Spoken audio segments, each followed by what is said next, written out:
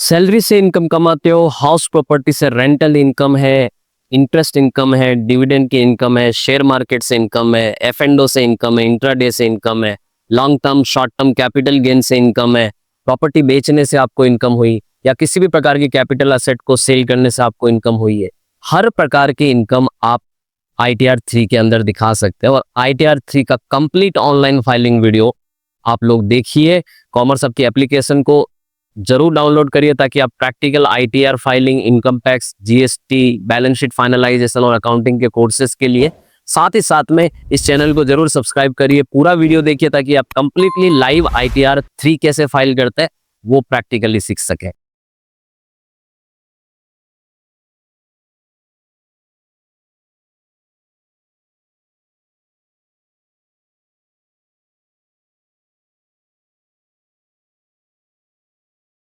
अगर आपके पास जो डेटाबेस है वो आपका क्लाइंट आपको भेजता है अपनी पूरी की पूरी शेयर मार्केट की जो ट्रांजैक्शंस हैं उसको, तो उस डेटाबेस को आपको सबसे पहले अपने अकॉर्डिंग तैयार करना पड़ेगा, उसको छांटना पड़ेगा। हमारे केस में हमने एक फाइल थी जहाँ पर उस क्लाइंट की सारी ट्रांजैक्शन की हिस्ट्री थी। हमने उस ट्रांजैक्शन को डिफरेंट डिफरेंट एक्सेल की जो फॉर्मूला है उनको लगाकर सेपरेट किया, डिविडेंड को अलग किया जो कि अदर सोर्सेज की इनकम होती, इंट्राडे की इनकम को अलग किया, इंट्राडे प्रॉफिट आपका बिजनेस इनकम में आता है और स्पेक्युलेटिव बिजनेस माना जाता है ये, और ये बिजनेस इनकम में हमें दिखाना होगा। ITR3 लगता है, याद रखिएगा। फ्यूचर एंड ऑप्शन अगर आप ट्रेड करते हो और इंट्राडे में अगर आप ट्रेडिंग करते हो तो आपको ITR3 ऑप्शन ही अवेलेबल होगा। ITR1, 2 या ITR2 में भी दिखा सकते हैं, लेकिन इंट्राडे को और एफ एंड ओ को आप ITR2 में नहीं दिखा सकते क्योंकि इंट्राडे और एफ एंड ओ एक तरह से बिजनेस एक्टिविटी मानी जाती है। तो आपके लिए सिर्फ एक ही ऑप्शन बचेगा अगर आप इंडिविजुअली IHUF है, तो वो कौन सा है? ITR3 याद रखिएगा। और हमने इंट्राडे को अलग किया, short term capital gain before 23 जुलाई को अलग किया और आफ्टर 23 जुलाई को अलग किया, क्योंकि ये आपका कैपिटल गेन शेड्यूल में जाएगा। 111A में जब आप डालोगे तो आपको 23 जुलाई से पहले के फिगर अलग डालने पड़ेंगे, बाद के अलग डालने पड़ेंगे, और सारे एक्सेल में मैंने यहाँ पर तैयार कर लिए और सबको क्रॉस चेक करके भी देख लिया कि जो हमारे केस में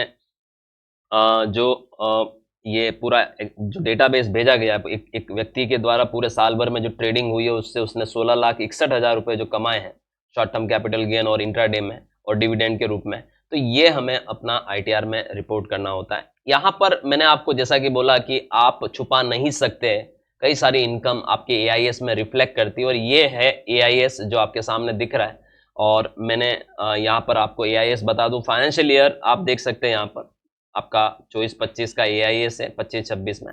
अब मैं थोड़ा ट्रांजैक्शन के बारे में बताता हूँ। आप देख सकते हैं यहाँ पर डिविडेंड के ऊपर जो TDS वगैरह, आपको डिविडेंड कौन सा रिसीव हुआ है वो यहाँ पर दिखा रखा है, उसका TDS वगैरह का भी डिटेल दिखा रखा है। ये कंपनी इन्फोसिस से डिविडेंड मिला है तो टोटल अमाउंट दिख रहा है। ये सब डिविडेंड है। 194 के अंतर्गत आप देखोगे ये सब डिविडेंड पे TDS की डिटेल है जो दिख रही है। और 194A जो है वो इंटरेस्ट फ्रॉम बैंक डिपॉजिट्स दिख रहा है, तो यहाँ पर कुछ ब्याज के ऊपर भी ब्याज भी मिला है तो वो भी दिख रहा है।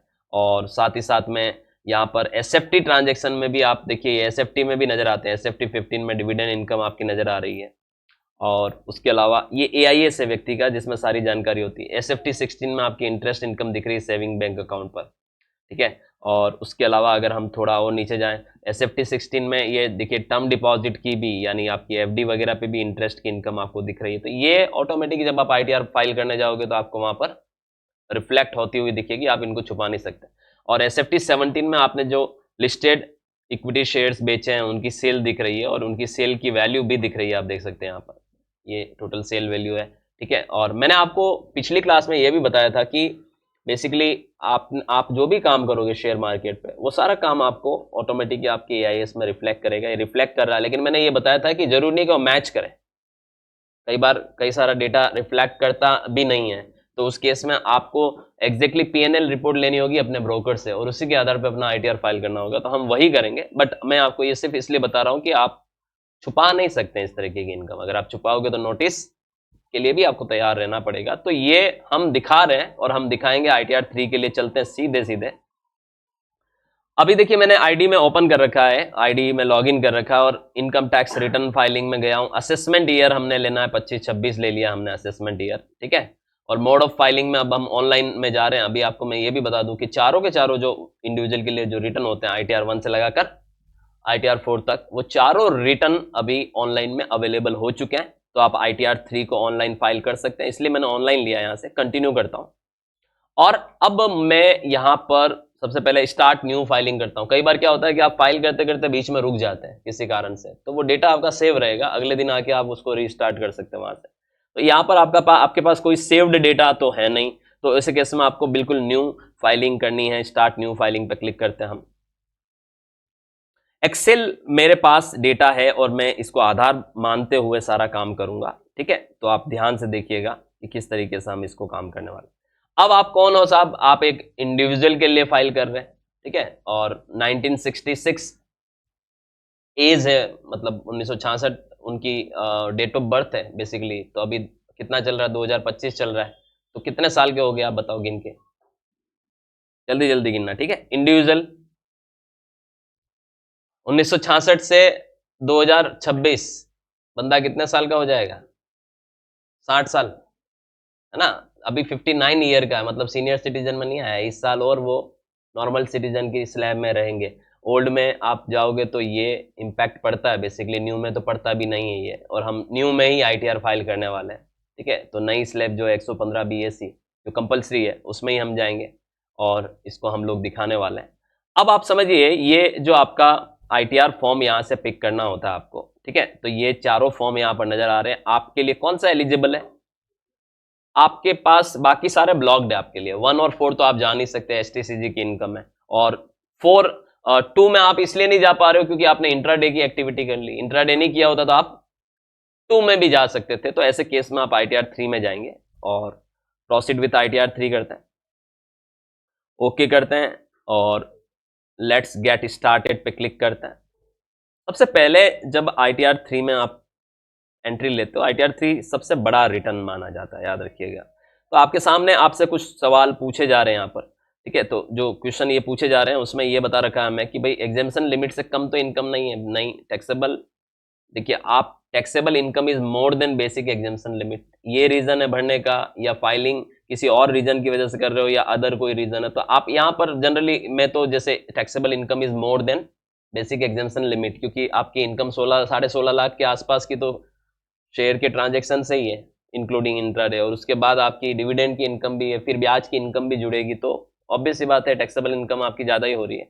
आप अदर भी ले सकते हो, तो आप taxable income is more than basic exemption limit भी ले सकते हो, ठीक है। तो दोनों में से कुछ भी लो, मैंने अदर ले लिया और कंटिन्यू करता हूं। अब देखिए ITR जो 3 है, this is the biggest form. 50 schedule होते हैं, लेकिन बाय डिफॉल्ट 17 सेलेक्टेड होते हैं। यहाँ लिखा हुआ भी 17 सेलेक्टेड है, और ये अलग अलग कैटेगरी वाइज बटे हुए हैं। तो आपको कभी भी ध्यान देना है कि आपको सारे शेड्यूल नहीं लेके बैठना है। सारे शेड्यूल लेके बैठोगे तो आप फंस जाओगे, क्योंकि जो चीज़ है ही नहीं है वो आपने ले ली, फिर उसमें जा जाके आपको जीरो डेटा डालकर उसको सेव करना पड़ेगा। तो आपको सिर्फ उतने ही शेड्यूल पिक करने हैं जो आप, जितनी आपकी, जिस तरीके की आपकी क्या है इनकम है, ठीक है। तो सबसे पहले जो शेड्यूल जनरल टैब वाले पे क्लिक करते हैं हम। इस पे आप देख सकते हैं यहाँ पर आपको 2 ऑप्शन नजर आ रहे हैं। पहला बाय डिफॉल्ट सेलेक्टेड नजर आ रहा है और मैंडेटरी लिखा हुआ आ रहा है। तो जनरल डिटेल आपकी ये पहला part A, general information mandatory है, आपको लेना ही लेना है। और ये शेड्यूल 5A जो लिखा हुआ आ रहा है, ये बेसिकली जो गोवा के रेसिडेंट है उनके लिए है। पोर्तुगीज सिविल कोड जिन पे एप्लीकेबल होता है, जिसमें क्या होता है, हस्बैंड और वाइफ की इनकम को आपस में डिवाइड किया जाता है, आपस में बांटा जाता है। कोई भी इनकम कमाए उसको वाइफ में भी इक्वली बांटा जाता है। तो ऐसा कुछ नियम गोवा के लोगों पे लागू होता है। तो वो उस केस में वो ये जो शेड्यूल है उनके लिए एप्लीकेबल है, हमारे केस में नहीं एप्लीकेबल है। हम ये पहले पे क्लिक कर देते हैं। अब चलते हैं इनकम पे। इनकम में आप देखिए बहुत सारे शेड्यूल दिख रहे हैं। अब हमारे केस में मैं अब यहाँ पर सबसे पहले मैं देखना चाहूंगा कि शेड्यूल सैलरी, क्या इनकी कोई सैलरी इनकम है? तो इनकी कोई सैलरी इनकम नहीं है। हाउस प्रॉपर्टी की कोई इनकम, कोई लोन वगैरह चल रहा है? नहीं चल रहा है, तो ये लेना नहीं है। कैपिटल गेन हमें लेना पड़ेगा क्योंकि शॉर्ट टर्म कैपिटल गेन का मामला है। और ये शेड्यूल 112A भी हम ले लेते हैं, ठीक है। इक्विटी शेयर्स वगैरह के केस में हम ये ले लेते हैं, हालांकि लॉन्ग टर्म का मामला है नहीं हमारे केस में। शेड्यूल 115 एडी हमें लेने की जरूरत नहीं है नॉन रेसिडेंट के केस में, जो फॉरेन इंस्टीट्यूशनल इन्वेस्टर इंडिया में इन्वेस्ट करते हैं उनके केस में होता है। शेड्यूल वीडीए आपको तब लेना होता है जब आपको क्रिप्टो करेंसी वगैरह में डिजिटल जो वर्चुअल डिजिटल एसेट है उसमें ट्रांजेक्शन करते हैं, अगर ऐसा है तो आप ले सकते हो। शेड्यूल अदर सोर्सेज आपको लेना ही लेना है, आप ये मान के चलिए, क्योंकि इंटरेस्ट और डिविडेंड की इनकम है, ठीक है। और शेड्यूल एसपीआई आपको कोई कई बार क्या होता है, आपके बच्चों ने कोई माइनर बच्चे हैं आपके और उन्होंने कोई इनकम कमाई और आपकी इनकम में जाके वो इनकम क्लब हो रही है, तो वो उस केस में आप ये क्लबिंग के केस में ये शेड्यूल लिया जाता है। हमारे केस में ऐसा कुछ नहीं है। स्पेशल रेट वाली इनकम हमारे केस में है तो हम इसको ले लेते हैं, शेड्यूल एसआई को ले लेते हैं, ठीक है। पार्टनरशिप फर्म में पार्टनर है और आपको कोई प्रॉफिट हुआ तो ऐसा भी कुछ भी नहीं है, तो इसको आपको लेने की जरूरत नहीं है। Information regarding partnership firm in which you are partner, तो ऐसा भी कुछ नहीं है तो इसको हटा देते हैं। और एग्जेम्प्टेड इनकम कोई है तो आप उसको यहाँ पर दिखा सकते हैं एग्जेम्प्टेड इनकम को, ठीक है। ये शेड्यूल भी मैं एक बार ले लेता हूँ यहाँ पर। और पास थ्रू इनकम, किसी और ने आप कोई ऐसे इन्वेस्टमेंट में आपने इन्वेस्ट किया जहां पर टैक्स लाइबिलिटी आपकी बन रही है, पीटीआई कहते हैं ऐसी इनकम को, वैसी इनकम भी कुछ भी नहीं है। और कोई इंडिया के बाहर आपको कोई टैक्स रिलीफ वगैरह मिला है तो आप शेड्यूल एफएसआई लेंगे, ये भी कुछ भी नहीं है। और कोई टैक्स रिलीफ आप सोच रहे हैं यहाँ पर, तो ये दोनों आउट एनआरआई के केस में एप्लीकेबल होता है। तो मैंने जो जो एप्लीकेबल है वो ले लिया है और कुछ मैंने एक्स्ट्रा भी ले लिया कि नहीं भी एप्लीकेबल है तो भी ले लूँ, एक बार जाके उसमें जाके चेक कर सकता हूँ। अब बिजनेस, ये इंपॉर्टेंट होता है। तो बिजनेस में याद रखिएगा आपको, जैसे ये मैंडेटरी जहां जहां लिखा है वो लेना ही लेना है। हालांकि मैन्युफैक्चरिंग आपको तब लेना है जब आप कोई प्रोडक्शन करता है, तो मैं इसको हटा देता हूं, ठीक है। और अदर इंफॉर्मेशन में अगर आप कोई ऑडिट वगैरह में आते हैं तो आप 44AB में आप इसको ले सकते हैं, ठीक है। तो ये दोनों शेड्यूल जो क्यूडी दिख रहा है, क्वांटिटेटिव डिटेल्स है, वो भी ऑडिट के केस में एप्लीकेबल होता है, इनको मैं नहीं ले रहा हूँ। शेड्यूल बीपी में ले रहा हूँ, यहाँ पर कंप्यूटेशन है बिजनेस इनकम का, ठीक है। और मतलब आपको सीधी सी बात है, सेलेक्ट करना पड़ेगा। अगर आप कोई बिजनेस कर रहे हैं, जीएसटी में रजिस्टर्ड हो, तो फिर आपको शेड्यूल जीएसटी भी लेना पड़ता है। हमारे केस में ये एप्लीकेबल नहीं है, हम नहीं ले रहे हैं, ओके। और फिर डेप्रिसिएशन के केस में तब होता है जब आप कोई एसेट वगैरह बैलेंस शीट बनाते हो, एसेट मेंटेन करते हो, फिक्स्ड एसेट से आप उस पर क्या क्लेम करने जा रहे हो, बुक्स बना रहे हो, तो उस केस में ये जरूरी होता है। ये कुछ भी मैं नहीं ले रहा हूँ। डिडक्शंस के केस में कोई भी डिडक्शन आप अगर न्यू स्लैब में जा रहे हो तो आपको नहीं मिलने वाला, तो आपको इसमें से कोई भी पिक करने की जरूरत नहीं है। ज्यादा अगर आप कोई डिडक्शन जो आप अगर बैलेंस शीट बना रहे हो तो ट्रेडिंग पीएनएल और बैलेंस शीट बना रहे हो, तो जो पीएनएल और ट्रेडिंग में जो खर्चे बताते हो तो वो आप शेड्यूल 6A के सारे ये जो मैंडेटरी डिडक्शन से आप ले सकते हो। मैं इसको भी हटा रहा हूं, मुझे ये कोई डिडक्शन क्लेम करने की जरूरत नहीं है। ये बाय डिफॉल्ट इन्होंने सेलेक्टेड है, चलो मैं सिलेक्टेड रखता हूं, बता दूंगा आपको इसमें क्या आता है। टैक्स की बात करें तो ये सारे लेने ही लेने आपको, याद रखिएगा। और अदर की बात करूं मैं, तो अदर में भी जैसे ये कैरी फॉरवर्ड वगैरह हो रहे हैं, ब्रॉड फॉरवर्ड, पिछले सालों के कोई लॉसेस वगैरह है, तो ये बाय डिफॉल्ट जो सेलेक्टेड है उनको रहने दो, बाकियों को आप हटा दो और आप इसको कंटिन्यू करिए। ये सारे जो आपने सेलेक्ट किए हैं वो सारे शेड्यूल आपके सामने आ गए। अब आपको 1 बाय 1 इन सारे शेड्यूल में डिटेल्स डालते चलना है और बाद में लास्ट में जब आप सब कुछ भर देंगे तो प्रोसीड टू वेरिफिकेशन में जाना है। चलिए 1 बाय 1 हम एक एक चीज के ऊपर डिस्कस करते हैं और जहां जो चीज हमारे लिए जरूरी है वो चीजें डालेंगे। इस साल ITR 3 में पार्ट ए में कुछ बदलाव हुए हैं जनरल इंफॉर्मेशन में। चलिए बताता हूं मैं क्या बदलाव हुए हैं, ठीक है। प्रोवाइड, सबसे पहले चल रहे हैं पार्ट ए में। अब पार्ट ए में आप सबसे पहले देखिए, अगर पर्सनल इंफॉर्मेशन में आप सबको पता ही है पर्सनल इंफॉर्मेशन में क्या आएगा, उसकी व्यक्तिगत डिटेल आएगी। आप में कोई बदलाव करना है, कॉन्टैक्ट डिटेल्स वगैरह में आप ये कर सकते हैं, नहीं तो आप डायरेक्ट फाइलिंग स्टेटस में चल लीजिए। फाइलिंग स्टेटस में आपको यहाँ पर आप कौन से सेक्शन में फाइल कर रहे हैं, 23, देखिए इस साल तो हालांकि इनकम टैक्स फाइलिंग की डेट को क्या किया गया है, एक्सटेंड कर दिया गया। 15 सितंबर तक आप ITR फाइल कर सकते हो, लेकिन जनरली क्या होता है 31 जुलाई होता है नॉन ऑडिट के केस में, तो अपन यहाँ पर ये पहला वाला ऑप्शन ले लेते हैं। और सेक्शन 139(1) में जब आप ड्यू डेट से पहले फाइल कर रहे हो तो यही सेक्शन लिया जाता है। कोई नोटिस वगैरह है उसके, ये मैंने बहुत अच्छा, अभी मैंने रिसेंटली एक ITR 1 की वीडियो डाली हुई है और ITR 2 की पार्ट ए की जनरल इंफॉर्मेशन की वीडियो यूट्यूब पे डाली हुई है। आप देखोगे तो उसमें मैंने इन सारे सेक्शन को बहुत डिटेल में डिस्क्राइब किया हुआ, यूट्यूब चैनल पर अवेलेबल है, कॉमर्स हब उदयपुर के, आप चेक कर सकते हो उसको, ठीक है। अब आपसे ये पूछा जाता है कि भाई आप कौन सी स्कीम ऑप्ट कर रहे हो। अब देखिए इंडिविजुअल के केस में बेसिकली 2 स्कीमें होती है। आप ओल्ड स्लैब रेट में भी जा सकते हो और न्यू में भी जा सकते हो। ओल्ड में आपको 2.5 लाख तक एग्जेम्पशन होता है, 2.5 से 5 लाख तक 5% में टैक्स देना होता है, 5 लाख से 10 लाख तक 20% टैक्स होता है और 10 लाख के ऊपर 30% टैक्स होता है। लेकिन ओल्ड स्लैब में आपको कई तरह के डिडक्शंस के बेनिफिट मिलते हैं अगर आप डिडक्शंस लेने जाओ, जो कि न्यू में नहीं मिलते हैं। लेकिन न्यू स्लैब में क्या होता है, 3 लाख रुपए तक आपका कोई टैक्स नहीं बनता है, 3 से 7 लाख तक आपका 5% बनेगा, 7 से 10 लाख तक 10% बनेगा, 10 लाख से 12 लाख तक 15% बनेगा, 12 से 15 लाख तक 20% बनेगा, और 15 लाख के बाद आपका 30% का स्लैब आता है। फाइनेंशियल ईयर 24-25 की बात कर रहा हूं, 25-26 में तो और चेंज होने वाला है, ठीक है। तो ऐसे केस में आपको यहां पर कुछ सेट बताए गए हैं। हमें यहां पर जैसे पहला सेट ले रहे हैं हम, सेट आंसर सेट ए, तो ये सेट ए में जा रहा हूं। अब ये मुझसे पूछ रहा है, have you exercise the option under section 115 BSc 6 of opting out of new tax regime? क्या आप बाहर निकलने जा रहे हो? मैंने कहा नहीं, मुझे बाहर नहीं निकलना है। ओके, तो मैंने नो प्रेस किया, मतलब मैं न्यू में ही भरने वाला हूं। अगर कोई बंदा न्यू से निकलकर किस में जाना चाहे, ओल्ड में जाना चाहे, तो एक फॉर्म होता है, फॉर्म 10 IEA, जिसमें डिक्लेरेशन देना पड़ता है कि वो ओल्ड में जा रहा है। तो वो 10 IEA का डेट और उसका आपको एक्नॉलेजमेंट नंबर डालने की जरूरत होती है। हमारे केस में ऐसा कुछ भी नहीं है, तो मैं यहाँ पर नो कर रहा हूं। और फिर क्या आप बाहर निकलने जा रहे हो न्यू टैक्स रेजिम से? मैंने कहा नहीं, तो मैंने नो कर दिया। ये कुछ क्वेश्चन है जिसके आंसर अपने को देने होते हैं। क्या करंट, क्या प्रीवियस ईयर पहले कभी आप बाहर निकले थे? अगर निकले हो तो आप यस करके यहां पर डाल सकते हो, उसकी डिटेल्स 10 IEA की डिटेल डाल सकते हो, एक्नॉलेजमेंट नंबर और डेट डाल सकते हो। आप पहले भी कभी बाहर नहीं निकले?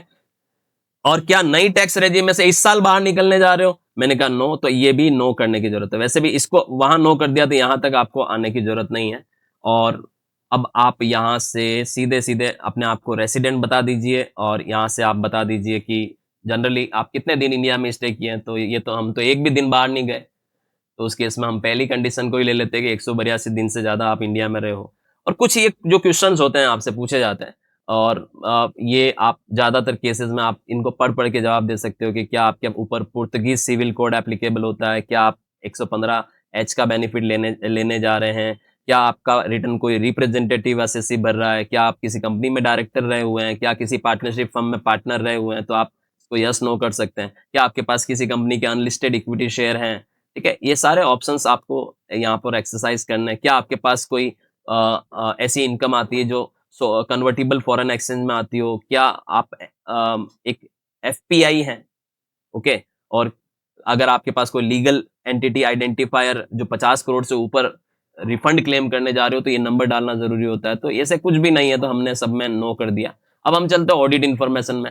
फिर हमसे ये पूछा जा रहा है कि क्या आप अकाउंट्स मेंटेन करने के लिए लायबल हैं सेक्शन 44AA के अंदर।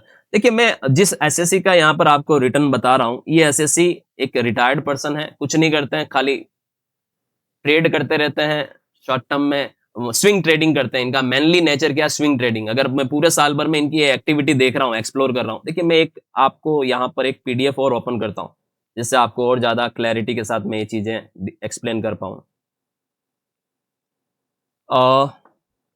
ये मैंने इनकी शेयर की पूरे साल भर की PDF ओपन कर दी है। ट्रेड जो ये शेयर्स में ट्रांजेक्शन्स करते हैं इनकी, ये PNL है।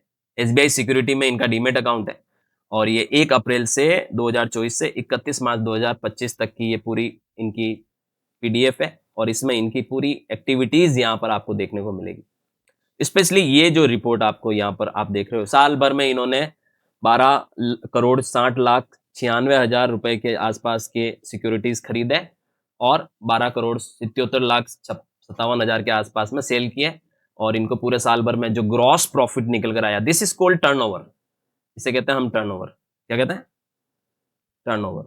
देखिए, आप लोगों में से बहुत लोगों को टर्नओवर का मतलब, आप अकाउंटिंग की डेफिनेशन में टर्नओवर क्या होता है? सेल।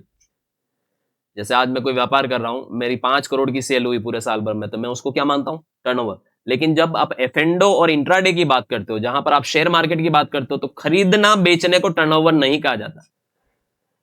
टर्नओवर कहा जाता है इन दोनों के बीच का वेरिएशन। याद रखिएगा, इन दोनों के बीच का वेरिएशन क्या है? ये जो ग्रॉस PNL निकल कर आ रहा है, ये इनका टर्नओवर माना जाता है। तो इनका टर्नओवर कितना है? इतना टर्नओवर है। अच्छा, इस टर्नओवर में भी देखिए शॉर्ट टर्म है ऊपर वाला, ये इससे ऊपर, तो ये शॉर्ट टर्म कैपिटल गेन है। तो ये इंट्राडे स्पेकुलेटिव, ये इंट्राडे है। तो ये इंट्राडे में इनका टर्नओवर ये है 2,04,000 का। उसमें भी इन्होंने कितना प्रॉफिट कमाया खर्चे वर्चे माइनस करके? 1,92,000। तो दिस इज टर्नओवर। याद रखिएगा, दिस इज टर्नओवर। तो ये बस यही करते हैं। और पिछले साल इन्होंने ITR 2 भरा था, तो ITR 3 नहीं भरा था, मतलब कोई बिजनेस इनकम थी नहीं, और स्पेकुलेटिव इनकम भी नहीं थी इनकी। तो ये कुछ नहीं करते हैं, बस स्विंग ट्रेडिंग करते रहते हैं, शेयर खरीदा, अच्छी प्राइस आई, बेच दिया, भले 2 महीने बाद, 3 महीने बाद, 4 महीने बाद, या साल भर होल्ड करके बेच दिया तो वो लॉन्ग टर्म में चला जाता है। तो कैपिटल गेन का मैटर हो गया, शॉर्ट टर्म और लॉन्ग टर्म, बिजनेस नहीं है। अब इस साल ये बिजनेस का मैटर हो गया क्योंकि आप इंट्राडे करने लग गए इस साल, तो थोड़ा सा आपने इंट्राडे ट्रेडिंग किया, यहां पर 2 करोड़ 93 लाख रुपए की परचेज की और 2 करोड़ 95 लाख में सेल किया, 2 लाख 4 हजार का आपका ग्रॉस पीएनएल आया और नेट पीएनएल आपका 1 लाख 92,336 रुपए का आया। तो this is your basically turnover. So turnover आपका सिर्फ यहां पर 2 लाख के आसपास का है और उसमें से भी प्रॉफिट आपका सिर्फ 192 है। और इंडिविजुअल के केस में जैसे स्लैब में 3 लाख रुपए तक एग्जेम्पशन है, तो 3 लाख तक का आपका प्रॉफिट भी नहीं है यहां पर एक तरह से बिजनेस से, अगर मैं इसको बिजनेस भी मानूं आपका स्पेकुलेटिव नेचर का बिजनेस, तो 3 लाख तो आप प्रॉफिट भी टच नहीं कर रहे हो और 10 लाख का आप जो टर्नओवर की लिमिट है उसको भी टच नहीं कर रहे हो, तो आपके ऊपर बुक्स मेंटेन करने की लायबिलिटी नहीं बनती। बुक्स 44AA में मेंटेन करने के लिए प्रीवियस 3 ईयर तक कंटिन्यूअसली आपको प्रॉफिट आपका जो एग्जेम्पशन लिमिट से ज्यादा होना चाहिए, या आपका 10-10 लाख से ज्यादा की आपकी एक तरह से सेल होनी चाहिए। तो हमारे केस में अभी ये पहली बार हुआ है इनके केस में, और ऐसा है नहीं तो हम 44AA को क्या करने वाले हैं, नो करने वाले हैं कि आप लाइबल नहीं हो बुक्स बनाने के लिए। बेसिकली अगर आप इसको यस करते हो तो फिर आपको पूरी की पूरी बैलेंस शीट बनानी पड़ती है अंदर, मतलब उसमें एसेट की डिटेल्स भी डालनी पड़ेगी और लाइबिलिटी की डिटेल भी डालनी पड़ेगी, क्योंकि बुक्स बना रहे हो तो ऑब्वियस सी बात है, फाइनेंशियल स्टेटमेंट प्रिपेयर किए होंगे तो आपको सब कुछ डालना पड़ता है। और यहां पर एक चीज और बता रहे हो कि क्या आप अपने इनकम को प्रिजम्पटिव, ये सारे सेक्शन प्रिजम्पटिव इनकम के सेक्शन है कि आप 44AA में जाना चाह रहे हो या 44ADA में जाना चाह रहे हो, sorry 44AD, ADA, BBA, BB, BE, AE, ये सारे जो सेक्शन है ये प्रिजम्पटिव टैक्सेशन के सेक्शन है, जहां पर हम एक काल्पनिक तौर पर अपना टर्नओवर दिखाकर काल्पनिक तौर पर अपना प्रॉफिट दिखाते हैं। तो अगर आप इसमें 44AE वगैरह में जाना चाहते हो तो आप इसको यस करें वरना नो करें। मैं फिलहाल में नो कर रहा हूं। फिर मुझसे ये पूछा जा रहा है कि अगर आपने नो किया है तो whether during the total turnover of business is between 1 crore से 10 करोड़। अब 1 करोड़ और 10 करोड़ का क्राइटेरिया क्यों पूछा जा रहा है, तो मैंने कहा मेरा बिजनेस तो भाई 1 करोड़ से ऊपर भी नहीं है, no turnover does not exist exceed 1 crore, मेरा तो 1 करोड़ से ऊपर भी टर्नओवर नहीं है, ठीक है। फिर ये मुझसे क्या पूछ रहा है, सॉरी मैंने ये यहां लेना मुझे ये नो, ठीक है, मैंने यस पे क्लिक कर दिया था, तो मेरा 1 करोड़ से ऊपर टर्नओवर नहीं है। 1 करोड़ और 10 करोड़ हमेशा ऑडिट की रिक्वायरमेंट पे आता है, नॉर्मली आपको ऑडिट करानी पड़ती 1 करोड़ से ऊपर बिजनेस होने पर, याद रखिएगा। लेकिन अगर आपका पूरा का पूरा 100% पैसा, 5% से कम पैसा आपका अगर कैश में आ रहा है, हमारे केस में जैसे आप समझिए इंट्राडे कोई बंदा कर रहा है तो उसका सारा पैसा किस में आ रहा होगा, अकाउंट में आ रहा होगा, तो 100% पैसा उसका अकाउंट में आया, तो उस केस में ऑडिट की रिक्वायरमेंट 10 करोड़ पर आती है, याद रखिएगा। तो अभी आपकी ऑडिट की रिक्वायरमेंट है ही नहीं, आपका टर्नओवर ही नहीं है, तो are you liable for audit, no, ठीक है, ये मैंने नो वगैरह सब कर दिया और ये सारी डिटेल्स, ये हो गया आपका क्या, ऑडिट इंफॉर्मेशन, ठीक है। अब आता है नेचर ऑफ बिजनेस। इस साल ये देखिए नेचर ऑफ बिजनेस भी बताने की जरूरत है, तो यहां पर नेचर ऑफ बिजनेस आपको, जैसे नेचर ऑफ बिजनेस और profession, if more than one business और profession indicate the 3 main activity products, ठीक है, other than those declaring income under section, जो लोग इसमें डिक्लेयर कर रहे हैं उनको तो दिखाने की जरूरत नहीं है, और आपका अगर एक से ज्यादा बिजनेस है तो आप नेचर ऑफ बिजनेस यहां पर दिखा सकते हो। अभी मेरे केस में मैं नहीं दिखा रहा हूं, यहां पर कुछ जैसे आप ऐड करोगे तो यहां कुछ कोड दिख रहे हैं, देखिए ये यहां पर कोड आते हैं, इस साल बहुत सारे नए कोड भी ऐड किए गए हैं, तो आपको यहां से ढूंढना पड़ेगा अपना nature of business. Social media influencer के लिए भी इस बार इसमें कोड दे दिए गए हैं, तो अगर आप कोई सोशल मीडिया से पैसा कमा रहे हो तो वो तब भी आपको यहां दिखाने की जरूरत है, आपको यूट्यूब से रेवेन्यू आ रही तब भी आपको दिखाने की जरूरत है। ये देखिए यहां पर आपका ये कोड दिख रहा है 21009, स्पेक्युलेटिव ट्रेडिंग करते हो आप। स्पेक्युलेटिव ट्रेडिंग क्या होती है, इंट्राडे, ठीक है, तो आप ये यहां से स्पेक्युलेटिव ट्रेडिंग ले लोगे। अगर आप किसी नाम से करते हो, कोई प्रोप्राइटरशिप वगैरह आपने ट्रेड नेम है तो आप डाल सकते हो, नहीं तो कुछ करने की जरूरत नहीं है, आप डिस्क्रिप्शन में बस इतना लिख सकते हो इंट्राडे ट्रेडिंग, ठीक है, और आप इसको सेव कर दो। अगर आपने 44AD या ADA लिया तो ये आपको डालने की जरूरत नहीं है। अब आप लास्ट में आता है बैंक डिटेल आपका, तो बैंक डिटेल में आपका याद रखिएगा, आपका एक बैंक यहां पर हमेशा रिफंड के लिए नॉमिनेट होना चाहिए, याद रखिएगा। एक से ज्यादा अगर आपने बैंक अटैच कर रखे और कुछ यहाँ पर अगर रिजेक्टेड आ रहे हैं तो आपको उनको डिलीट करने की जरूरत है। ये ट्रिपल डॉट दिख रहा है, यहाँ से आप इसको डिलीट भी कर सकते हो, लेकिन इसको नहीं करना, कम से कम एक बैंक अकाउंट आपका होना चाहिए। तो ये ऑलरेडी अटैच्ड है, आपको कंफर्म करने की जरूरत है। ये सबसे पहली और सबसे महत्वपूर्ण जानकारी होती है जो हमें आईटीआर फाइलिंग के लिए देनी होती है। जब आप कोई शेड्यूल कंप्लीटली फाइल कर देंगे, मतलब भर देंगे, तो इस तरह से कंफर्मेशन का मैसेज आ जाएगा। अब आप देखिए इस इतने बड़े रिटर्न में, आईटीआर में, ये पहला काम हमने किया है। ओके, अब आते हैं हम बैलेंस शीट के ऊपर। तो देखिए, आपने पहली चीज तो मैं बता दूं कि आपने आईटीआर 3 का मेन मकसद ही क्या होता है, बिजनेस इनकम दिखाना। इसीलिए दूसरे नंबर पर ही क्या आ गया, शेड्यूल बैलेंस शीट आ गया। ठीक है, शेड्यूल बीएस आ गया। तो आपके केस में तो बैलेंस शीट आप बना ही नहीं रहे हो, इंट्राडे कर रहे हो, पहली बार किया आपने, तो आपके पास तो कोई, आपने जो बैलेंस शीट तो आपको डालनी नहीं है इस केस में। ठीक है, तो ये देखिए, सोर्स ऑफ फंड में आपके पास ये कोई डिटेल्स आपके पास होगी नहीं, एप्लीकेशन ऑफ फंड में ये कोई डिटेल आपके पास होगी नहीं, आपने बैलेंस शीट नहीं बनाई। नीचे लिखा हुआ है देखिए आप, in case where regular books of accounts of business और प्रोफेशन आर नॉट मेंटेन। अगर आपने बुक्स ऑफ अकाउंट्स मेंटेन नहीं किया तो फिर आपको यहां जाके डिटेल डालनी होती है। किन किन चीजों की डिटेल डालनी होती है, आपको सिर्फ 4 चीजों की डिटेल डालने की जरूरत है। आपके पास कोई, अगर आप किसी लोगों से पैसे मांगते हो, डेटर कितने हैं वो बता दो, क्रेडिटर कितने वो बता दो, स्टॉक कितना वो बता दो, और कैश में कोई बैलेंस है तो वो कितना वो बता दो। ये आप डाल सकते हैं। ठीक है, और इसमें भी ये मैंडेटरी नहीं है, आप ये चाहो तो दिखा सकते हो, वरना आप इसको कंफर्म कर दीजिए। अब आपने जैसे कंफर्म किया, ये भी कंफर्म हो गया। अब ट्रेडिंग अकाउंट साहब, ये बड़ा इंपॉर्टेंट आ जाएगा हमारे केस में।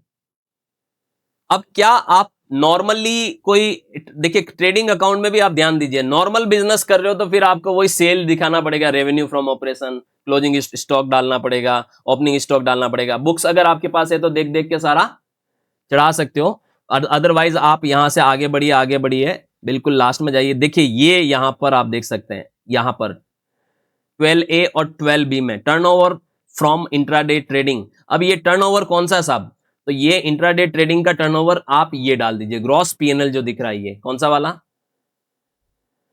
वापस बता रहा हूं मैं, इंट्राडे में आपको क्या टर्नओवर डालना है, ये वाला, दिस इज ग्रॉस पीएनएल, 2,04,668.25, 2,04,668.25। ठीक है, सॉरी, पॉइंट को इग्नोर करते हैं, वापस देख लीजिए, 2,04,668 ये मैंने डाल दिया है। और यहां आपको बतानी इनकम फ्रॉम इंट्राडे ट्रेडिंग। ठीक है, तो इनकम कौन सी वाली, ये वाली, ये नेट पीएनएल जो लिखा हुआ है, ये इनकम आप दिखाओगे कितनी, 192,336, 192,336। ठीक है, ये आपने इनकम, बस ये इतना सा डालने की जरूरत, अगर आप इंट्राडे करते हो तो, और आप इसको कंफर्म कर दीजिए। सेल परचेज कुछ भी दिखाने की जरूरत नहीं। सेल परचेज आपको दिखाना होता है जब आप एलटीसीजी या एसटीसीजी डालते हो, लॉन्ग टर्म कैपिटल गेन या शॉर्ट टर्म कैपिटल गेन। या आपने ट्रेडिंग बना लिया साहब, ठीक है, अब आप पीएनएल में जाएंगे और पीएनएल डालेंगे यहां से, तो पीएनएल में चलते हैं हम। अब देखिए, जो ट्रेडिंग में आपने डाला वो पीएनएल में ऑटोमेटिक उठकर आ गया प्रॉफिट, तो ये क्रेडिट टू पीएनएल में ऑटोमेटिक, जो जीपी होता है ना, उसे बोलते हैं जीपी, ट्रेडिंग अकाउंट से क्या निकल कर आता है, ग्रॉस प्रॉफिट, वो ग्रॉस प्रॉफिट यहां निकल कर आ गया। अब अगर कोई खर्चे हुए हैं आपके, तो वो खर्चे आप यहां दिखा सकते हो। अच्छा, मैंने आपको शायद पिछली वीडियो में ये भी बोला था कि सिक्योरिटी ट्रांजैक्शन टैक्स को आपको कभी नहीं घटाना है, वो सिर्फ ये दिखाता है एलटीसीजी और एसटीसीजी के केस में कि आपको वो 111A में जाना है या 112A में जाना है, यहां पर उसका कोई लेना देना नहीं, ये नेट प्रॉफिट बिफोर टैक्सेस आ गया। ठीक है, और कोई इनकम आपने कमाई है तो आप वो इनकम वगैरह यहां पर दिखा सकते हैं, अदरवाइज आपको कुछ करने की जरूरत नहीं है। एक और चीज बताता हूं, जो लोग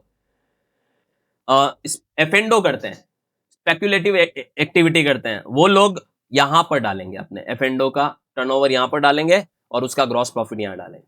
हमारे केस में हमें ये 0 डाल रखा है, बस सेव कर दो, आगे बढ़ो।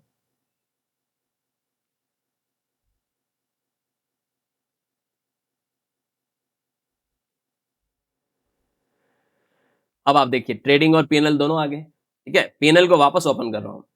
अच्छा, एक और चीज है कि आपने ट्रेडिंग पीएनएल दोनों दोनों डाल दिया, अब इनकम फ्रॉम पीजीबीपी में चलते हैं, शेड्यूल बीपी में चलते हैं। चलिए, ये देखिए 192,336 यहां निकल कर आ गया। कौन सा बिजनेस से इनकम निकल कर आया, स्पेक्युलेटिव बिजनेस से निकल कर आया, और कोई बिजनेस तो आप करते नहीं हो, कोई आपने कोई और इंट्रा हेड सेट ऑफ अगर कोई करना चाह रहे हो करंट ईयर के लॉस के साथ, तो ऐसा कुछ है तो वो कर सकते हो, यहां दिखा सकते हो, वरना आप इसे कंफर्म कर दीजिए, यही आपका आगे बढ़ेगा। ये आपने अब तक इंट्रा डे का डाला है, अब आते हैं शेड्यूल कैपिटल गेन में, जो कि एक महत्वपूर्ण शेड्यूल होता है। ठीक है, चलिए शेड्यूल कैपिटल गेन। अब आपको मैं बताऊं कि हमारे पास एक्सेल में हमने डेटा तैयार कर रखा है, ये डेटा हमारे पास एक्सेल में, मैं इसको थोड़ा सा जूम कर रहा हूं, और ये आप देख सकते हैं मैंने सारा डेटा का एक पूरे वीडियो में एक्सेल में मैंने सेपरेशन किया था, और short term capital gain before 23 जुलाई को अलग किया था और आफ्टर 23 जुलाई को अलग किया था, और इन सबको जोड़ के भी मैंने क्रॉस चेक करके दिखाया था। अब हमारे केस में आप समझिए, ये सारा शॉर्ट टर्म कैपिटल गेन का मामला है, इसको मैं थोड़ा अलग कलर देता हूं, ये यहां पे थोड़ा सा मैं सेपरेट कलर देता हूं ताकि आपको समझने में आसानी रही है। ये शॉर्ट टर्म कैपिटल गेन का मामला है। अभी रिसेंटली हमने क्या किया है, हमने ये 1,92,336 रुपए इंट्राडे का प्रॉफिट चढ़ा दिया है। मतलब 4 तरीके की इनकम है हमारी। पहली इनकम इंट्राडे की थी, दूसरी शॉर्ट टर्म कैपिटल गेन जिसको 2 टुकड़ों में बांटना पड़ेगा, 23 जुलाई से पहले अलग और 23 जुलाई के बाद अलग, और चौथी डिविडेंड की। डिविडेंड तक अभी अपन आए नहीं, इंट्राडे हमने डाल दिया है, अब हम शॉर्ट टर्म कैपिटल गेन को डालने जा रहे हैं। ठीक है, ये 23 जुलाई से पहले का, ये 23 जुलाई के बाद का है, मतलब सॉरी यहाँ पर ये बिफोर वाला नीचे लिखा हुआ है, आफ्टर वाला बाद में लिखा हुआ है। ठीक है सर, आपने ये 23 जुलाई पहले और बाद वाला क्यों किया? क्योंकि सरकार ने short term capital gain under section 111A और long term capital gain under section 112A के केस में रेटें क्या की है, चेंज की है मिड ऑफ द ईयर 23 जुलाई 2024 के बाद। इसलिए इस साल आपको उसको सेग्रीगेट करके डालना होगा, अलग अलग करके डालना होगा। ठीक है, तो ऐसे केस में चलिए हमने कैपिटल गेन शेड्यूल ओपन कर लिया है। सबसे पहला ही इसमें देखिए, ये 2 पार्ट में होता है basically, part A short term का होता है, पार्ट बी लॉन्ग टर्म का होता है। हमारे केस में लॉन्ग टर्म कुछ भी नहीं है, शॉर्ट टर्म होता है, तो चलिए शॉर्ट टर्म में चलते हैं। अब क्या आपने लैंड या बिल्डिंग से शॉर्ट टर्म कमाया? नहीं। क्या आपने कोई स्लम सेल से कमाया? नहीं। क्या आपने, अब देखिए ये तीसरा बहुत इंपॉर्टेंट है, from sale of equity shares और unit of equity oriented mutual fund और unit of a business trust on which security transaction tax is paid under section 111A। हमारे केस में यही एप्लीकेबल है। ठीक है, short term capital gain under section 111A। चलिए इस पे क्लिक करते हैं। इसमें क्या करेंगे, हम ऐड करेंगे। अब आप देखिए, यहां से आपको सबसे पहले सेक्शन लेना, कौन सा वाला, 111A ले लेते हैं। ठीक है, और आपको यहां पर ये डिटेल डालनी है। अभी मैंने बोला था ना आपको बिफोर और आफ्टर अलग अलग डालनी पड़ेगी, ये बिफोर है, ये आफ्टर है। ठीक है, अब आप सबसे पहले फुल वैल्यू ऑफ कंसिडरेशन यहां पर डालोगे। फुल वैल्यू ऑफ कंसिडरेशन का मतलब होता है सेल वैल्यू। तो अब बिफोर वाले डेटा से सेल वैल्यू उठाओगे। बिफोर कौन सा वाला है, नीचे वाला है ना, तो सेल वैल्यू ये रही, दिस इज सेल वैल्यू। इसको मैं यहां से कॉपी करता हूं और यहां पर पेस्ट करता हूं। कॉपी पेस्ट हो नहीं रहा है तो आपको हाथ से ही लिखना पड़ेगा। कितना है ये देखो, ये बिफोर वाला है, तो बिफोर वाले में ये सेल वैल्यू है 2,84,71,521। एक चीज और बता दूं, ये कभी भी टर्नओवर नहीं माना जाता। शॉर्ट टर्म और लॉन्ग टर्म में आप करोड़ों करोड़ों रुपए के ट्रांजेक्शन कर रहे हो, वो टर्नओवर नहीं माना जाता। ऑडिट या बुक्स ऑफ अकाउंट्स के पॉइंट ऑफ व्यू से उसको नहीं देखा जाता कभी। ऑडिट या बुक्स ऑफ अकाउंट्स के पॉइंट ऑफ व्यू से आपका इंट्राडे और एफ एंड ओ का टर्नओवर देखा जाएगा, इसको आप नहीं कंसीडर करने वाले। This is sale value. Okay, 21.41 है, तो ये एक पॉइंट यहाँ लेगा नहीं, तो अपन 21 डाल देते। ज्यादा डाल दो, ज्यादा बढ़िया है, ये 22 डाल दो। ठीक है, और cost of acquisition without indexation. Short term में कभी भी इंडेक्सेशन बेनिफिट वैसे भी नहीं मिलता है। इंडेक्सेशन का मतलब होता है महंगाई दर को ध्यान में रखना। तो आप ये कॉस्ट इसकी डाल दो, कितनी, ये 2,82,00,000, 66,268, तो 268 कर देते हैं हम। This is cost.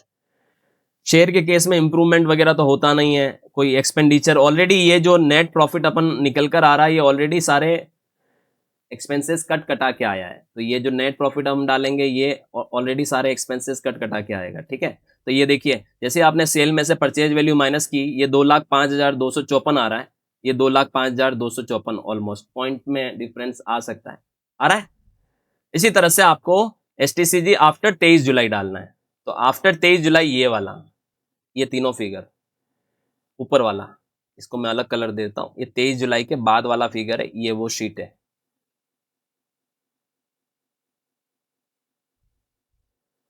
ठीक है।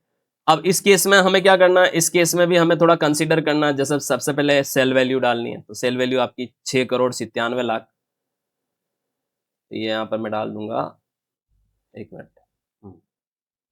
6,97,00,000, 82,586 रुपए, 82,586 रुपए, पॉइंट को मैंने पूरी एक वैल्यू में डाल दिया, ठीक है। और इसकी cost of acquisition without indexation कितनी हो रही है साहब, कॉस्ट ऑफ एक्विजिशन ये रही 6,85,00,000, परचेज वैल्यू मतलब 19,127 रुपये, तो 19,127। जैसे ही मैंने ये डाली, यहाँ पर देखिए प्रॉफिट निकल कर आ गया, ये 12,63,400, ये 12,63,459 रुपये, पॉइंट में 59 रुपये, ठीक है। ये दोनों आपने देख लिए यहाँ पर, और दोनों मिला के कितना हो रहा है ये भी देख लो, 14,68,713 रुपये। तो आप अगर इन दोनों की टोटल भी देखोगे ना, ये दोनों, तो ये देखिए 14,68,713 रुपये हो रहा है, ठीक है, इन दोनों की टोटल ये आपने डाल दिया है। और अब आपको इसको सेव करने की जरूरत, दैट्स इट। इस तरह से आप अपना short term capital gain under section 111A चढ़ाएंगे। कितनी तरीके की इनकम चढ़ा दी मैंने, 3 तरीके की। डिविडेंड पहले से मौजूद मिलेगा, इंटरेस्ट जो बैंकों में जो डिपॉजिट से और उसमें आया वो पहले से मौजूद मिलेगा, अगर कोई टीडीएस टीसीएस कटा है, वो एडवांस टैक्स आपने जमा कराया, वो पहले से मौजूद मिलेगा, आपको वो हाथ से डालने की जरूरत कतई नहीं है। आप क्रॉस वेरीफाई जरूर कर सकते हैं, ठीक है। अगर बुक्स मेंटेन करते हैं तो क्रॉस चेकिंग कर सकते हैं, या आप 26AS डाउनलोड करके क्रॉस चेक कर सकते हैं, या बैंक से स्टेटमेंट मंगवा के क्रॉस चेक कर सकते हैं, या आपकी डिविडेंड की जो रिपोर्ट है उससे क्रॉस चेक कर सकते हैं। तो ये आपने शॉर्ट टर्म कैपिटल गेन डाल दिया है 111A का। इसके अलावा हमारे पास कोई लॉन्ग टर्म कैपिटल गेन तो है नहीं, कोई डिडक्शंस हम क्लेम करने जा नहीं रहे हैं कि भाई कोई कैपिटल गेन हुआ और आपने कोई रेसिडेंशियल प्रॉपर्टी परचेज कर दी उसके अगेंस्ट में, या कहीं री इन्वेस्ट किया आपने उस पैसे को, तो कोई आपका डिडक्शन क्लेम तो आप कर नहीं रहे हो। तो बस आपको यहां से ही इसको कंफर्म करने की जरूरत।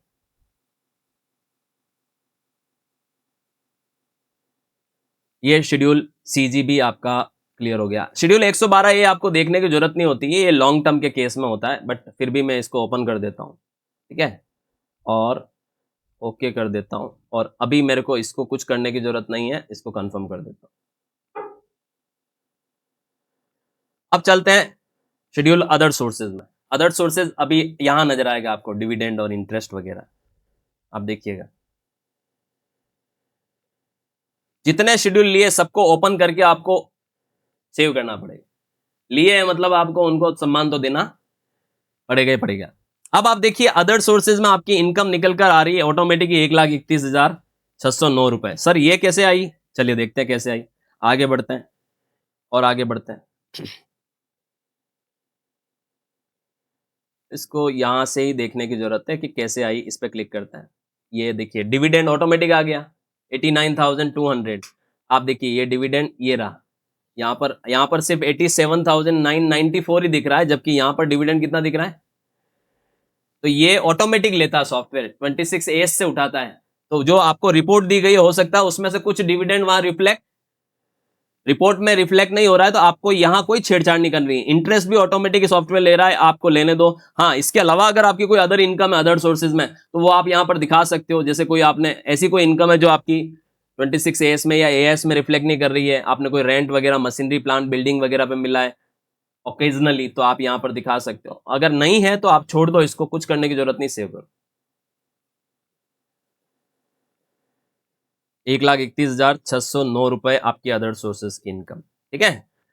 अब आप देखिए हमारे कितने शेड्यूल हो गए साहब, ये अदर सोर्सेज भी कंफर्म हो गया। अब आता है schedule CYLA, current year loss adjustment. Click करते हैं।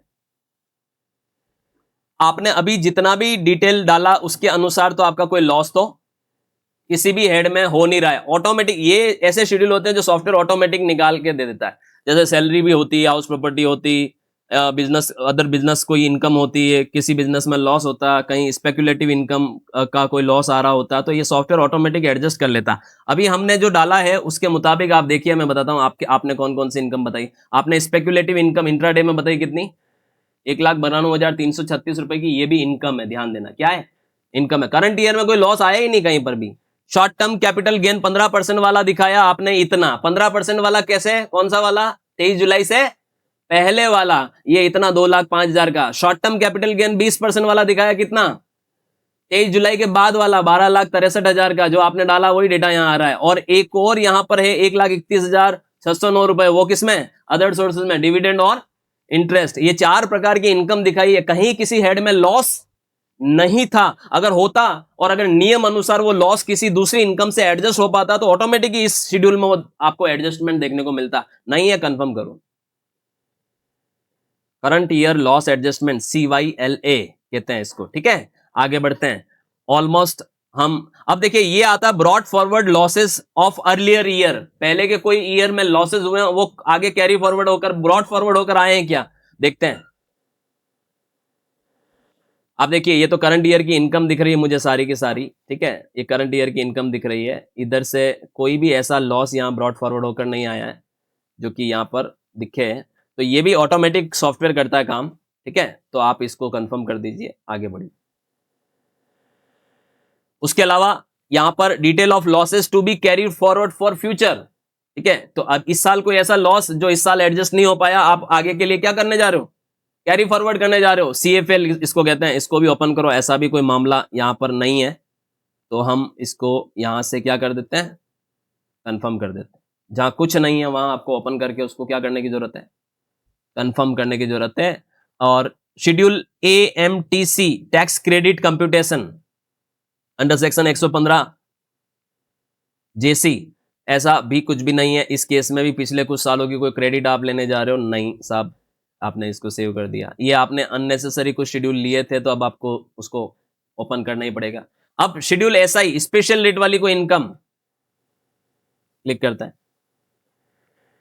अब स्पेशल रेट वाली इनकम है हमारे केस में, कौन कौन सी है साहब, 111A के अंदर शॉर्ट टर्म कैपिटल गेन है 2,05,254 रुपए का, जिसपे 15% टैक्स लगेगा, ठीक है। एक है 12,63,000 का, जिसपे आपका 20% टैक्स लगेगा, जो 23 जुलाई के बाद वाला है। तो ये स्पेशल रेट वाली इनकम है। इसके अलावा हमारे केस में कोई भी स्पेशल रेट वाली इनकम नहीं है, आप देख सकते हैं। अदर सोर्सेज नॉर्मल वाली मानी जाएगी। इंट्राडे जो प्रॉफिट आपने कमाया वो भी नॉर्मल स्लैब रेट वाली इनकम है, इसलिए कोई भी नहीं है, ये स्पेशल रेट वाली इनकम है। आप इसे कंफर्म करिए।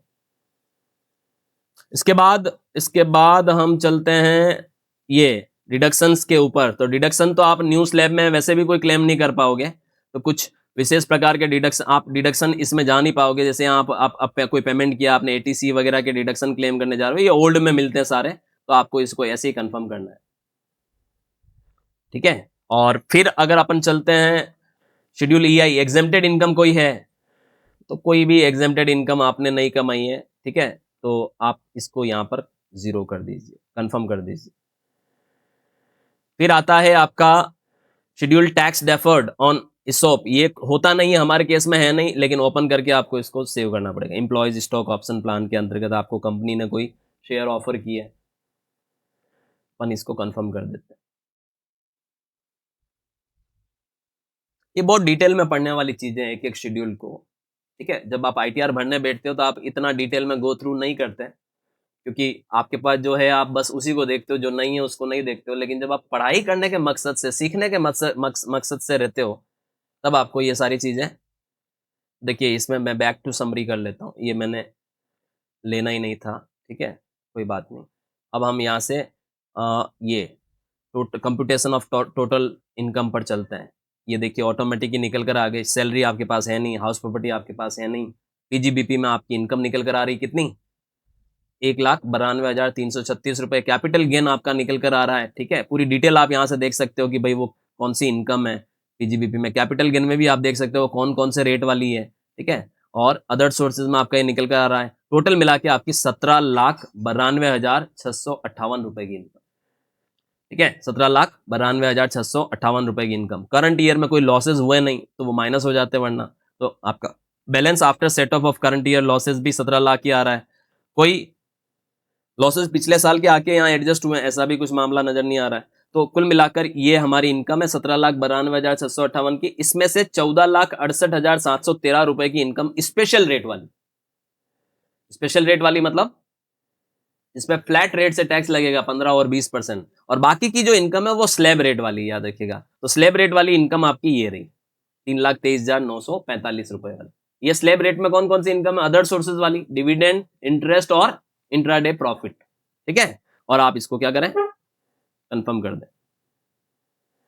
अब आपका टैक्स पेड, अगर आपने कोई टैक्स पे किया हुआ है टीडीएस, टीसीएस, एडवांस टैक्स के रूप में, तो आप यहां जाके इसको चेक कर सकते हैं। तो देखिए सैलरी का तो मामला है नहीं हमारे केस में, ठीक है। अदर इनकम पे कोई टीडीएस कटा है तो वो आप यहां पर दिखा सकते हो, और ये उसके अलावा आप ये टीडीएस आपका फॉर्म 16B वगैरह, CDE के केस में डिडक्टर ने कोई, ये सब चीज़ें ऑटोमेटिक वैसे रिफ्लेक्ट करती है। तो टीसीएस अगर कोई कटा है, एडवांस टैक्स या सेल्फ असेसमेंट टैक्स कोई है, तो वो यहाँ पर आपका नज़र आ जाता है। तो ये आपका बेसिकली आप यहाँ से इसको कंफर्म करिए। देखिए इंटरेस्ट और डिविडेंड के केस में आपका जो टीडीएस होगा वो पार्ट 2 में, या TDS 2 में नजर आएगा यहाँ। ठीक है, तो ये देखिए TDS 2 में ये आप देख सकते हैं, यहाँ पर आपको ये नजर आ रहा है TDS। ये देखिए ये TDS आपका दिख रहा है, ये ऑटोमेटिक आया, मैंने तो नहीं डाला। टोटल मिला के 8,743 रुपए, तो ये ऑटोमेटिक ही आपको यहाँ पर नजर आएगा। आपको कुछ करने की जरूरत होती नहीं है, कंफर्म करिए बस। अब सबसे लास्ट पार्ट आता है part B, TTI, computation of tax liability on total income. Click करते हैं इसके ऊपर। तो आप देखिए आपका टोटल टैक्स कितना बन रहा है भैया, आपका टोटल टैक्स बन रहा है 2,94,819 रुपए का। डिटेल्स देख सकते हो आप। जो आपकी 3-3.25 लाख के आसपास की नॉर्मल रेट वाली इनकम थी, उसमें 3 लाख रुपए माइनस हो गए होंगे एग्जेम्पशन के। ऊपर के अमाउंट पर आपका ये 1,197 रुपए का टैक्स बन रहा है। कैलकुलेट ऑटोमेटिक कर लेता है सॉफ्टवेयर। और जो आपकी वो 14-14.5 लाख के आसपास की 15 और 20% वाली इनकम थी स्पेशल रेट वाली, उस पर आपका ये 2,83,480 रुपए का टैक्स बन रहा है। ठीक है, और ये दोनों मिलाएं तो 2,84,677 रुपए टैक्स बन रहा है। और ये 87A की रिबेट आप देख सकते हैं यहाँ पर। आपको ये जो टैक्स बन रहा है ना, ये आपको रिबेट मिल रही है 1100 ये इसकी 97 रुपए की। 87A की रिबेट आपको मिलती है जब आपकी नॉर्मल इनकम 7 लाख से क्या हो, कम हो। तो आपको जो 7 लाख से कम पे जो टैक्स बना होगा वो माइनस हो जाएगा। ये माइनस हो रहा है, लेकिन ये जो टैक्स है स्पेशल रेट वाला, ये आपको देना पड़ेगा। कितना? 2,83,480 रुपए। ठीक है, इस पे आपका हेल्थ और एजुकेशन सेस बन रहा है 11,339 रुपए। जो टैक्स बनता है उसका 4% आपको एक्स्ट्रा टैक्स देना पड़ता है। और अगर ये 50 लाख से ऊपर होता इनकम, तो आपका सरचार्ज भी लगता। हमारे केस में भी सरचार्ज नहीं बन रहा है। टोटल मिला के आपको कितना देना है? 2,94,819 रुपए देना है। और ये आप मान के चलिए, इसमें से आपका आपने समय पे नहीं दिया इतना टैक्स। अगर किसी बंदे का बनेगा तो उसको तो ये टैक्स एडवांस टैक्स के रूप में देना चाहिए था। जिस साल कमाया उसी साल उसने नहीं दिया एडवांस टैक्स, तो उसके ऊपर 28,747 रुपए का ब्याज बन रहा है। ये ब्याज की कैलकुलेशन भी आप देख सकते हो कौन कौन से सेक्शन में बन रहा है। Interest for default in payment of advance tax, आपने एडवांस टैक्स नहीं दिया, एज पर सेक्शन 234B आपका 14,304 रुपए का टैक्स ये क्या बन रहा है, इंटरेस्ट बन रहा है। और interest for deferment of advance tax, advance tax को आपने इंस्टॉलमेंट में जिस तरह से देना था वो नहीं दिया, उसकी वजह से इतना बन रहा है 28,747 रुपए का आपका क्या बन रहा है, ब्याज बन रहा है। ये ब्याज जोड़कर आपका 3,23,866 रुपए का एग्रीगेट लाइबिलिटी बन रहा है। उसमें से जो टीडीएस आपके कटे हैं 8,743 के, वो क्या हो रहे हैं, माइनस हो रहे हैं। टीडीएस किन किन पे कटे हैं, इंटरेस्ट और डिविडेंड पे। ये आप यहां पर भी देख सकते हैं, ये टीडीएस कटा है आपका, ये माइनस हो रहा है। ठीक है, और आपको नेट अमाउंट कितना पे करना है, 3,14,820 रुपए पे करना है। बस आप यहां से पे नाउ करके पे कर सकते हैं। 3,14,820 रुपए का चालान बनाइए, पेमेंट करिए और फिर आप इसको फाइल कर दीजिए। बस आपको कुछ नहीं करना होता है। यहां से आप चालान बनाओगे, पे नाउ करोगे, चालान इतने वैल्यू का ऑटोमेटिक इनकम टैक्स का चालान बन जाएगा। आप ये पेमेंट करोगे और फिर आप फाइल नाउ करोगे, ओटीपी आएंगे, ओटीपी कंफर्म करोगे, फाइल हो जाएगा। ई वेरीफाई में ई वेरीफाई करोगे, आधार से और जुड़ा हुआ मोबाइल नंबर और ईमेल पर ओटीपी जाएगा, वो वेरीफाई करोगे, ई वेरीफाई भी हो जाएगा। यानी 99.99% आप काम कर चुके हो। अब आपको सिर्फ 0.1% यहाँ पर ये पेमेंट किए बगैर तो आप फाइल कर ही नहीं सकते। ये टैक्स का पेमेंट बन रहा है, वो देना पड़ेगा, तभी आप क्या कर पाओगे, फाइल कर पाओगे। एक मिनट, मैं इसको पे लेटर कर देता हूँ, है ना। अब देखिए मैंने इसको पे लेटर कर दिया है। ये मेरा टोटल टैक्स मुझे चुकाना है सरकार को, कितना, 3,14,820 रुपए का टैक्स चुकाना है। प्रोसीड कर रहा हूं, ठीक है। आपको क्या करना होता है, यहां पर आपने पे लेटर कर दिया, आपने यहां पर अपना प्लेस डालना है और प्रोसीड टू वैलिडेशन करना होता है। कुछ एरर है जो यहां पर आपको सुधारने हैं।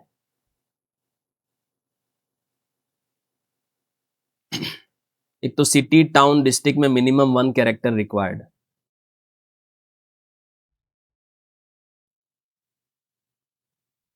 दो एरर और है। कभी भी कुछ भी जब हम पूरा फॉर्म बनाते हैं तो उसमें ये एरर यहाँ नजर आ जाते हैं। यहाँ दे रखा है कि जैसे अब देखो एरर है, short term capital gain taxable at the rate of 15%, enter value from item 5(6)(a) of schedule BFLA if any. Okay, तो in the schedule CG table F serial number 1 में ब्रेकअप में आपको ठीक है, ये सेम वैल्यू डालना है। दो एरर यहाँ पर नजर आ रहे हैं अपने को। दोनों एरर में मैं समझ गया दोनों एरर क्या है। जो हमने शॉर्ट टर्म कैपिटल गेन बताया ना, उसको हमें टेबल नंबर F में वही फिगर डालने होते हैं जो हमने नहीं डाले हैं। अब यहाँ से हम जाते हैं शेड्यूल CG में, टेबल F में, सीरियल 1 में और 2 में।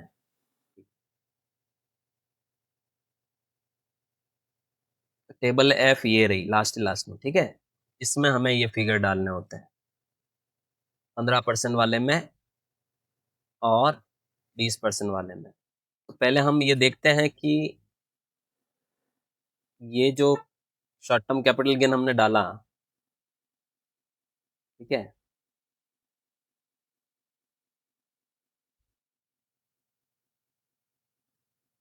इसमें डाला, इसमें टोटल कितना डाला,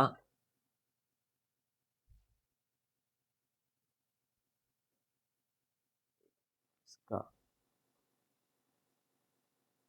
ये जो हमने शॉर्ट टर्म कैपिटल गेन डाला है 23 जुलाई से पहले कितना हुआ साहब, 23 जुलाई से पहले हुआ आपका 2,05,254 रुपए।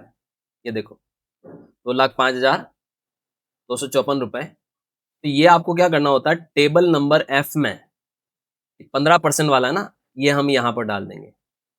2,00,000 कितना है, 5,254 रुपए। ये हमने यहाँ पर बता दिया कि ये 23 जुलाई से पहले हुआ, ठीक है। और फिर जो 23 जुलाई के बाद हुआ उसको भी हमें डालना होता है। तो 23 जुलाई के बाद हमारा कितना हुआ, इसको भी हम, ये जैसे 12,63,459 रुपए, आपको इसको डेट वाइज बताना होता है, ठीक है, सेग्रीगेट करके। एडवांस टैक्स की कैलकुलेशन के हिसाब से इंपॉर्टेंट होता है। एडवांस टैक्स की कैलकुलेशन के हिसाब से ये इंपॉर्टेंट होता है। तो आपको बाइफरकेशन करके डालना होता है बेसिकली। तो ये जैसे मैं अभी फिलहाल में मैं डाल रहा हूँ ये 12,63,459 रुपए। तो मान लो मैंने ये बता दिया कि ये 12,63,459 रुपए, ये भी आप एक्सेल के शीट में कैलकुलेट कर सकते हो। कैसे कर सकते हो, चलिए मैं इसको कैलकुलेट करके बताता हूं। ये बहुत इंपॉर्टेंट है, एक्सेल के शीट में इसको कैसे कैलकुलेट करके डालेंगे शॉर्ट टर्म कैपिटल गेन को। ये हमारे पास ये 23 जुलाई से पहले का आंकड़ा है, ठीक है। और ये 23 जुलाई से पहले के आंकड़े में आप देखिए, आपका आपको अब वहां पर जो डालना है टेबल नंबर F में, वो 15 जून तक का कितना हुआ वो डालना है। तो यहां पर आप देखिए 1 अप्रैल से 15 जून, ये 15 जून ये रहा। तो यहां पर आप ये जो प्रॉफिट यहां पर दिख रहा है ये 15 जून तक, मतलब ये यहां तक, इस प्रॉफिट की टोटल ये 15 जून तक कितनी निकल कर आ रही है,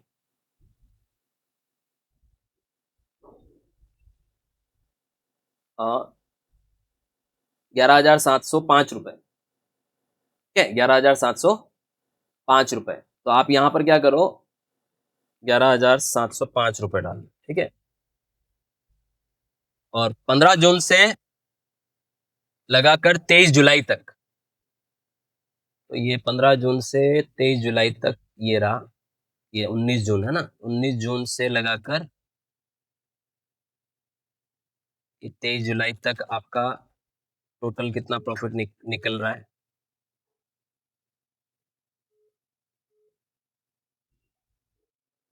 1,93,548 रुपये, 1,93,548। इन दोनों को जोड़ो कितना आता है?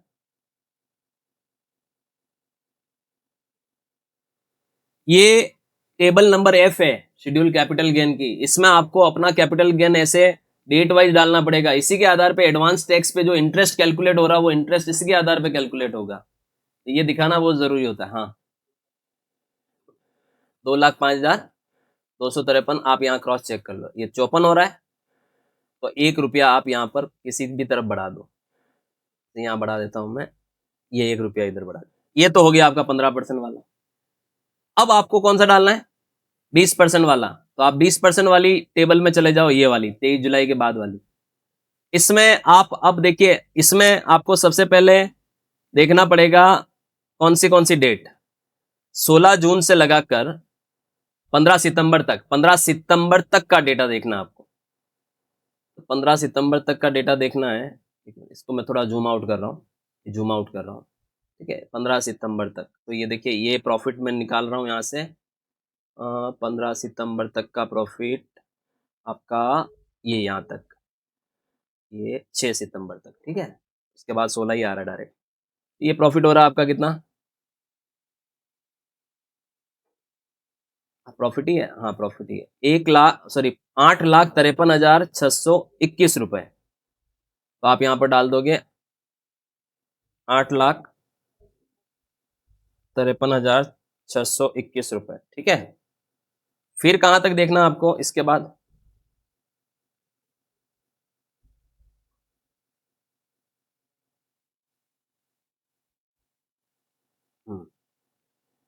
इसके बाद आता है 15 दिसंबर तक। 16 सितंबर से 15 दिसंबर तक। तो ये 16 सितंबर से 15 दिसंबर तक,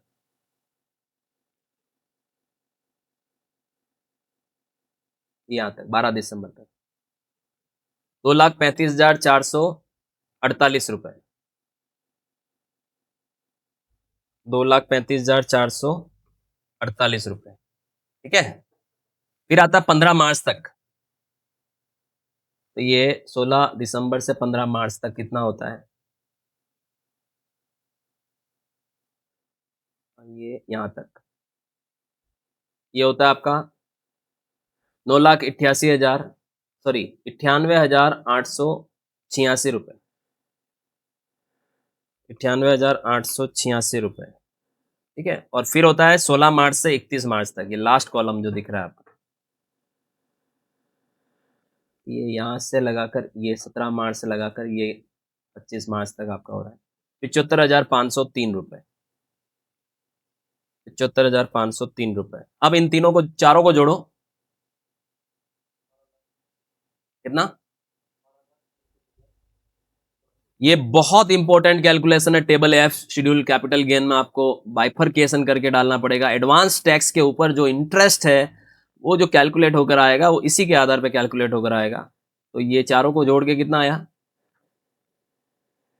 एक मिनट, हाँ 12,63,63,458। तो 1 रुपए का डिफरेंस आ रहा है, 1 रुपया किधर भी बढ़ा देते हो, जैसे यहाँ पर 4 कर देते, ठीक है। ये मैच कर गया हमारा, हम इसे कंफर्म करते हैं। ये बहुत इंपॉर्टेंट।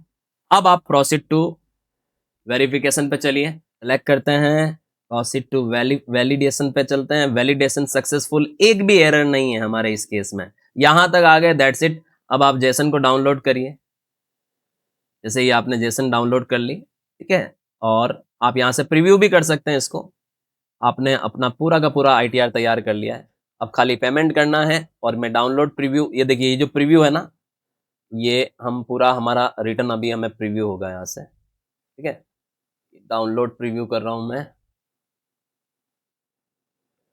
पूरी पीडीएफ डाउनलोड हो जाएगी। आपने जो भी डेटा डाला है पूरा तैयार है। अब आप पेमेंट करिए और फाइल करिए, दैट्स इट, वेरी सिंपल। ये आपका प्रीव्यू डाउनलोड हो गया, आप देख सकते हैं। ये आपका कंप्लीट आईटीआर 25-26 असेसमेंट ईयर के लिए मैंने यहाँ पर आपको बता दिया है। Short term capital gain, intraday जो एक्टिविटी से प्रॉफिट आपने कमाया, स्पेकुलेटिव ट्रेडिंग जिसको हम कहते हैं, ठीक है, वो सारा आपको यहाँ पर इसमें कंप्लीटली नजर आएगा। ये पूरा फॉर्म है, आप देख सकते हैं 81 पेज में तैयार हुआ है।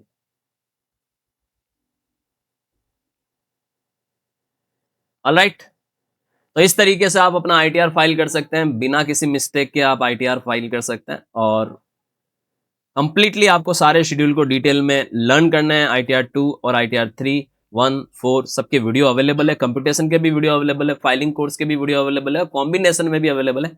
कॉमर्स की एप्लीकेशन से आप उसको परचेज कर सकते हैं। Thank you so much.